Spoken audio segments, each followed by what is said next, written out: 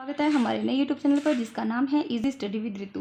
और आज हम आपके लिए टॉपिक लेके आए हैं वर्ण विचार। तो चलिए समझते हैं क्या होता है वर्ण विचार। तो देखिए, जिस तरीके से कोई माला होती है और माला में क्या होते हैं, मोती होते हैं, है ना।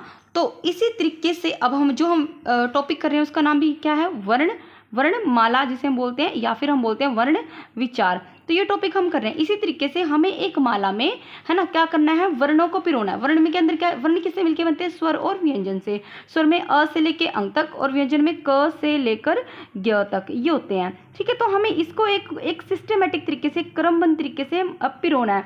तो इसीलिए इस टॉपिक का नाम है वर्ण माला, यानी कि जो वर्ण है, वर्ण किनसे मिलके बने हैं, स्वर और व्यंजन से।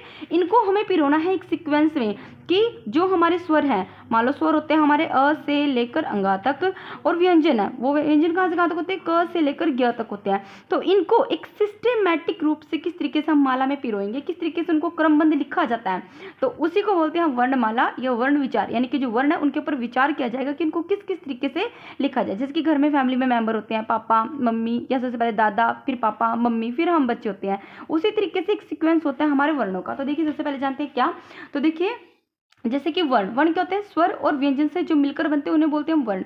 वर्णमाला का अर्थ क्या होता है, जब हम स्वर और व्यंजनों को एक सीक्वेंस क्रमबद्ध लाइन में रखते हैं तो उन्हें बोलते हैं हम वर्णमाला। सबसे पहले स्वर का वर्गीकरण करेंगे हम। स्वर, तो सबसे पहले स्वर होता क्या, स्वर एक स्वतंत्र इकाई होती है जो किसी बिना रुकावट के हमारे गले से क्या होती है, बाहर निकलती है। जैसे कोई छोटा बच्चा जो बिल्कुल छोटा बच्चा से शुरू होता है धीरे धीरे बोलना, है ना, वो ए ई उ ऐसे बिना किसी के सिखाए बोलता है, क्योंकि जो ए ई उ जो ये स्वर है, इनकी ध्वनि बिना हमारे गले के किसी रुकावट से बाहर निकलती है। इसलिए पैदा होता बच्चा जो होता है ए ई उ, वो बोल सकता है, क्योंकि उसके गले से जो आवाज़ आ रही है उसमें किसी रुकावट की जरूरत नहीं है, वो बिना रुकावट के बाहर आ रही है। तो स्वर को हम बोलते हैं कि स्वतंत्र इकाई। स्वर क्या होते हैं, सा से स्वर, सा से स्वतंत्र इकाई।